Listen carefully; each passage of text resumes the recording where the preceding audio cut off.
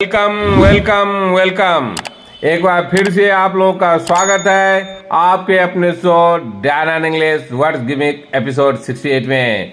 चलिए आज का नया दिन और आज का सिचुएशन ये रहा। Hello, my dear friend. Dan and English is always not for wrong, not for out, not for off, not for short. Dan and English has come amidst you all for making you free from doubt. Today's plot: the students who do no job on the teacher, they will live up a gum tree in foreseeable future. Only for sake of instant gratification, they eschew from taking cognizance of his teacher's instruction and start pretending. चलिए आज का ये situation जो जब अपने लोग पढ़ाई करते रहते हैं आम जिंदगी में होता है, टीचर्स और स्टूडेंट के बीच का जो रिलेशन, उस पर ही आधारित ये सिचुएशन है। चलिए हम बिना देरी किए शुरुआत करते हैं एक्सप्लेनेशन ऑफ वर्ड। और आज का पहला वर्ड ये रहा, That is isna job. Isna job means ये इडियम्स है, इसका मतलब टू डिसीव देम और कंफ्यूज देम, मतलब किसी को धोखा देना या किसी को कंफ्यूज करना। और जैसे जनरली देखते होंगे किसी को आप जो डिसीव देते हैं, धोखा देते हैं, किसी को कंफ्यूज करते हैं, चकमा दे देते हैं कुछ झूठ बोल के या कुछ कारनामा से, उसी को हम बोलते हैं स्नाजाब। इसी को बोलते हैं हम स्नाजाब। जैसे पहला एग्जांपल से क्लियर कीजिए, the students wanted to do a स्नाजाब ऑन द टीचर। मेरा ये कहना है कि स्टूडेंट खास करके जब टीचर बोलते रहता है पढ़ाई करो, ये करो, वो करो, लेकिन स्टूडेंट बहुत सारा दलील देता है और उनको चीट करते रहता है। जो चीटिंग जो करना होता है उसी को हम बोलेंगे snow job. And second example is, my mother knows when I am trying to do a snow job on her. मेरा ये कहना है कि जब मैं अपने माँ से या कोई मैं चालाकी करता हूँ या कोई मैं डिसीव करता हूँ, चालाकी करता हूँ, तो वो मुझे समझ जाती है वो कब वो करने वाला है, नहीं करने वाला है। अभी जो मैं करने जा रहा हूँ वो क्या मैं डिसीव कर रहा हूँ या नहीं कर रहा हूँ, वो समझ जाती है। और इसलिए मैं बोला कि मैं mother knows when I am trying to do a snow job on her. And third example is, being a sincere student, it is your duty to avoid to do a snow job. मेरा ये कहना है कि आप यदि अच्छे student हैं, बहुत ही सिंसियर स्टूडेंट हैं, तो चीट करना छोड़िए, चीटिंग मत कीजिए, ये काम नहीं करना चाहिए, उससे आपका करियर नहीं खराब होगा। इसलिए मैं बोला, being a sincere student, it is your duty to avoid to do a snow job. And next word of this so that is up a gum tree. Up a gum tree. This is a idiom. इसका मतलब होता है in a very difficult situation. इसका अर्थ होता है कि जब आप कठिन परिस्थिति में रहते हैं, किसी से भी मतलब पैसे के समय में या नॉलेज के अभाव में, कैसे भी जो आप डिफिकल्ट सिचुएशन को फेस करते हैं, दिक्कत का जो सामना करते हैं, उसी को हम बोलते हैं आप ए गम ट्री। यदि आप इस शो को फॉलो करते होंगे तो इससे रिलेटेड मैं बहुत सारा आइडियम दे चुका हूँ, इसका सैनोनिम भी बहुत ज़्यादा आपको मिल जाएगा। तो चलिए इसको हम क्लियर करते हैं एग्जाम्पल से। अब पहला एग्जाम्पल है, When he died, I was left up a gum tree. मैंने मान लिया जब वो मरे तो उसके बाद हम बहुत डिफिकल्ट सिचुएशन में आ गए, बहुत कठिन परिस्थितियों का सामना करना पड़ा। जब उसको आप बोलेंगे तो इस ढंग से यूज करेंगे, When he died, I was left up a gum tree. And second example is, due to pandemic, by and large, all countries were left up a gum tree. जैसे आप जानते हैं कोरोना पेंडेमिक जब आया था, क्या छोटा देश क्या बड़ा देश, कौन शक्तिशाली या डेवलपिंग कंट्री या develop country, by and large मिला जुला के सबको ही मैंने कठिन परिस्थिति का सामना करना पड़ा। यही मेरा कहना था कि due to pandemic, by and large all countries were left up a gum tree. And third example is, being up a gum tree, he couldn't get success in UPSC. मान लीजिए यूपीएससी का तैयारी करते थे लेकिन उनका परिस्थिति ऐसा कुछ खराब हो गया जो कंटिन्यू नहीं कर पाए, एफर्ट नहीं कर पाए। इसलिए मैं बोला कि being up a gum tree, he couldn't get success in UPSC. And third word is, in the foreseeable future. In the foreseeable future, this is a idiom.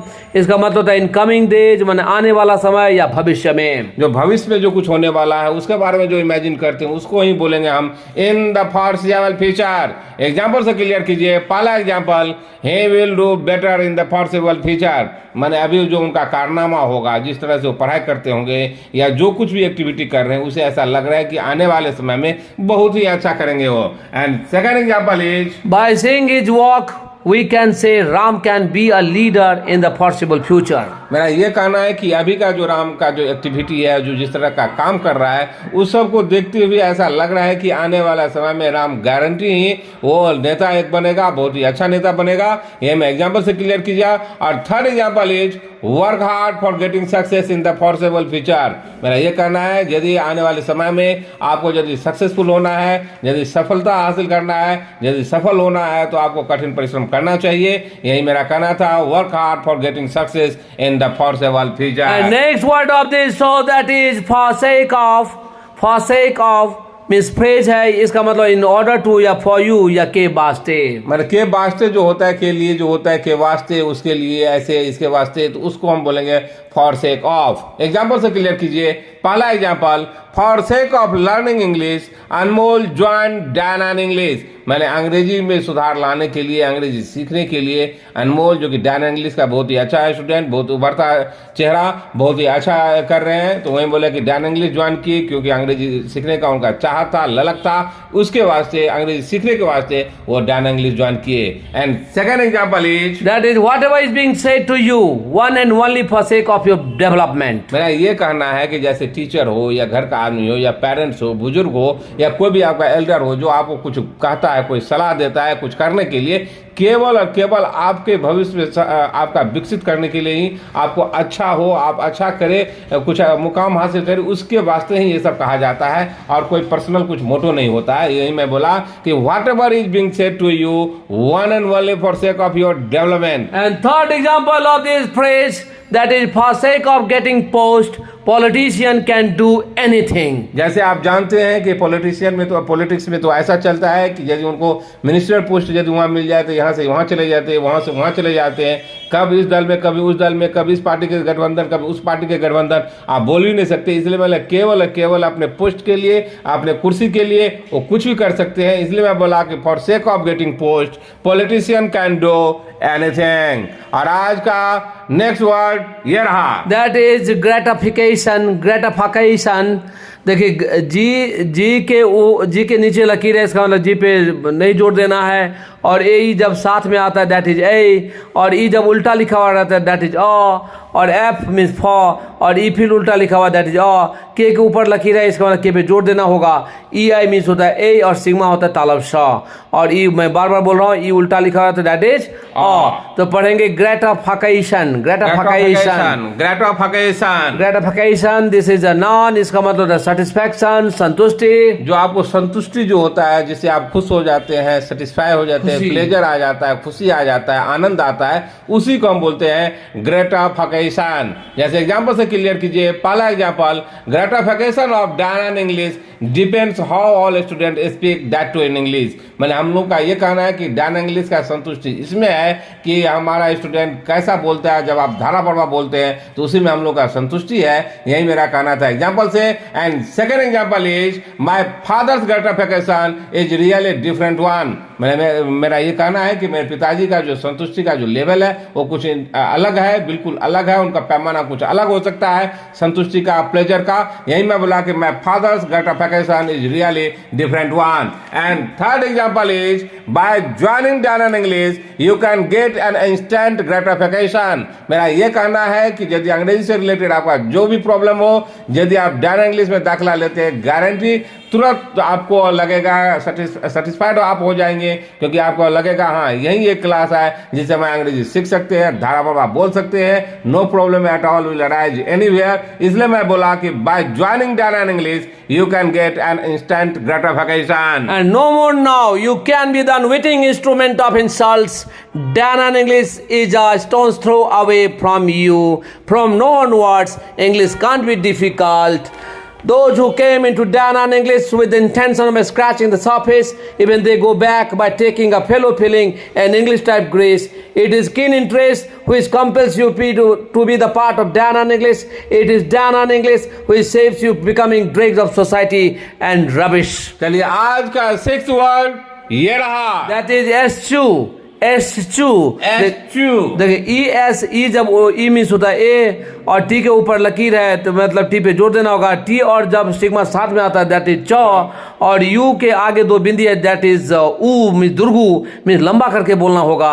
एस्चू, एस्चू, Eschew. This is a verb. इसका मतलब है to avoid something. मतलब किसी को आप ध्यान नहीं देते हैं, उसको नजरअंदाज करते हैं, तो उसी को हम बोलेंगे अवॉइड करते हैं, दरकिनार करते हैं, तो उसी को हम बोलेंगे eschew. जैसे एग्जाम्पल से क्लियर कीजिए, या दूरी रखना. या दूरी रखना, उसको हम एग्जाम्पल से क्लियर कीजिए. पहला example, the leader of opposition eschewed from debate in parliament. ये कहना है कि पार्लियामेंट में आप देखेंगे कभी कभी वो अपोजिशन सब हंगामा कर देता है, और वो जो डिबेट जो होता है पार्लियामेंट में, जो डिबेट होता है उससे दूर भागते हैं, वो उसमें पार्टिसिपेट नहीं लेते हैं, तो उसी को हम बोलेंगे eschew. जैसे सेकंड एग्जाम्पल देखिए, Eschewing from bad habits is very necessary. यदि आपको कुछ करना है, यदि अच्छा करना है, तो आपको जो खराब आदत जो है उससे आपको दूरी बरतना पड़ेगा, उसको आप दरकिनार करना पड़ेगा, उसी को हम बोलेंगे eschewing from bad habit is very necessary. And third example is, at the time of study, first and foremost duty is to eschew from social sites. मेरा ये कहना है कि पढ़ाई के समय में आपको सोशल साइड से दूरी रखना चाहिए, और रखना बहुत जरूरी है. नहीं तो जनरली स्टूडेंट क्या करता है, पढ़ने के लिए बैठता है लेकिन मोबाइल खोल लेता है और केवल आप स्क्रॉलिंग करना शुरू कर देते हैं. कब आपका 2 घंटा 3 घंटा बीत जाता है पता नहीं चलता है, लेकिन पढ़ाई के नाम पे पढ़ाई होता नहीं. इसलिए मैं बोला कि वो डिस्टर्बिंग एलिमेंट है, उससे दूरी बरतिए. तो eschew from the social side is very necessary at the time of the study. And next word of this, so that he take cognizance of someone, take cognizance of something. Take cognizance of something. This is an idiom. इसका मतलब है consider something या notice something. Take cognizance of something. This is an idiom. Consider something या notice something. मतलब कोई जो आप बोल रहा है उस पर आप विचार कीजिए, उसको कंसिडर कीजिए या उसको नोटिस कीजिए. हाँ, ये जो बोल रहा है मेरे ध्यान में है, उसको हम ध्यान में मद्देनजर रखते हुए कोई काम कीजिए, उसी को बोलेंगे take cognizance of something. Example से क्लियर कीजिए. पहला example, at appropriate time Indian government took cognizance of Amritpal. जैसे आप जानते हैं कि अभी अमृतपाल का ये घटना तो आपको पता ही होगा, बहुत ही ताजा घटना है. तो मैं ये कहना था कि इंडियन गवर्नमेंट एकदम उचित समय पे उचित उसको कंसिडर किया, उसको नोटिस किया अमृतपाल के एक्टिविटी को, इसलिए जाकर के उस पर नकेल कसा और पूरा एक्टिविटी में आ गया गवर्नमेंट. यही मैं बोला कि अच्छे समय पे अच्छा जो पहल करेंगे या कंसिडर करना, नोटिस में आना, वही हुआ take cognizance of something. And next example of this word, this is before reaching to the decision, you should take cognizance even of minor things. मेरा ये कहना है कि कोई भी आप जब डिसीजन ले लेते हैं कि फाइनल है मेरा ये डिसीजन ये रहा, वो डिसीजन लेने से पहले आपको थोड़ा थोड़ा छोटा, भले छोटा चीज क्यों ना रहे, उसको भी आपको नोटिस करना चाहिए, ध्यान में लेना चाहिए, उसको भी कंसिडर करना चाहिए, क्योंकि हो सकता है कि वो महत्वपूर्ण हो. इसलिए मैं बोला कि before reaching to the decision, you should take cognizance even of minor things. And third example is, those who are not taking cognizance of pros and cons, they suffer a lot. मेरा ये कहना है कि जो छोटे छोटे बातों को पे या उसके पक्ष या विपक्ष के बारे में भी नहीं सोचता है, उसको ध्यान नहीं देता, उसको नोटिस नहीं करता है, उसके बारे में विचार नहीं करता है, तो उसको आगे चल के बहुत ही उसको भुगतना पड़ता है. इसलिए मैं बोला सफर ए लॉट, मतलब भुगतना पड़ता है. तो those who are not taking cognizance of pros and cons, they suffer a lot. And next word of this, so that is instruction. Instruction. देखिए आई एन इन, एस के ऊपर लकीर है, इसका मतलब एस पे जोड़ देना होगा, और पेट कटा हुआ ए, दिस इज अ, और सिग्मा दैट इज स, तालब श, और ए ई उल्टा जब लिखा हुआ तो दैट इज अ. इंस्ट्रक्शन शन, इंस्ट्रक्शन शन. दिस इज अ नॉन, इसका मतलब होता है ऑर्डर टू डू समथिंग. जैसे इसको क्लियर से एग्जांपल से क्लियर कीजिए. मैंने जो आपको कुछ बोला जाता है वो आप कीजिए, आपको बोला गया ये करने के लिए, तो उनका नियम का पालन कीजिए, उनके आदेश का आप पालन कीजिए, उसी को बोलेंगे हम इंस्ट्रक्शन. जैसे एग्जांपल से क्लियर कीजिए. पहला example, it is our instruction to do homework regularly. मैंने ये मेरा आदेश है, मेरा सलाह है कि आप रेगुलर बेसिस पे, रेगुलरली प्रतिदिन जो है अपना होमवर्क पूरा कीजिए. तो यही मैं बोला कि ये मेरा आदेश है. And second example is instruction of police, avoid going to attend the meeting in late night. मेरा ये कहना है कि पुलिस का ये आदेश है कि आपको रात में जो है लेट नाइट में, मान लीजिए 12 बजे 1 बजे रात को यदि आप मीटिंग लेते हैं तो उसको आप अवॉइड कीजिए, उसमें पार्टिसिपेट नहीं हुए. ये पुलिस का आदेश है, उसको फॉलो करना चाहिए. And third example is, in point of my view everyone should follow the instructions of their parents. मेरा ये कहना है कि हम लोगों के नज़र में ये बहुत ही ज़्यादा जरूरी है, सबको अपने माता पिता का जो आदेश को पालन करना ही चाहिए, बहुत ही जरूरी है. यही मैं बोला, in point of my view everyone should follow the instructions of their parents. Our name, our fame, and our income, these all are secondary. Your fluency, your speed, your writing, and your speaking indeed paramount. These are said by genuinely. If you like it, please try to be the part of Dan on English. 100% you can speak just like a native speaker. और आज का 9th and final word ये रहा, That is pretend. Pretend. देखिए PRI pre हो गया, T के ऊपर लकीर है, टी पे जोड़ देना होगा. ई मीन्स होता है ए, तो हो गया pretend. प्रीटेंड ये वो वर्ब होता है, इसका अर्थ होता है मेकिंग एक्सक्यूजेज, मैंने केवल बहाना बनाना. बात कुछ है लेकिन आप बहाना बना रहे थे, झूठी बहाना, उसी को बोलेंगे हम प्रीटेंड. जैसे एग्जांपल से क्लियर कीजिए. पहला example, for going to cinema he pretended to his parents. मेरा यह कहना है कि उनको सिनेमा जाना था लेकिन झूठी बहाना बनाए वो सिनेमा जाने के लिए. And second example is, Pretending is not good at all for your future. मेरा ये कहना है कि आप झूठी बहाना बनाते हैं वो आपके लिए अच्छा नहीं है और आपके भविष्य के लिए भी अच्छा नहीं है, क्योंकि यदि ये आदत होगा तो आपको भुगतना पड़ेगा आगे चल करके. इसलिए मैं बोला कि pretending is not good at all for your future. And third example is, he is doing nothing but pretending. मेरा ये कहना है कि और कुछ नहीं कर रहा है, केवल एक्सक्यूज कर रहा है, बहाना बना रहा है. उसको जब बोलेंगे तो इस ढंग से बोलिए, he is doing nothing but pretending. Throw caution to the wind, nothing will be will o' the wisp. Pay heed on what is said by Dan on English. चलिए, जितना भी इसमें वर्ड इडियम्स जितना भी यूज था मैं पूरा डिलिनिएट कर दिया विद सिंपल एग्जांपल. बिना देरी किए हुए एक बार फिर से सिचुएशन पढ़ देता हूं. The students who do a slow job or the teacher, they will live up a gum tree in foreseeable future. Only for sake of instant gratification, they eschew from taking cognizance of his teacher's instruction and start pretending. चलिए, आप इस पे गौर फरमाइए. यदि आपको ये अच्छा लगता हो तो please like it, subscribe it and share it. तब तक के लिए बाय बाय.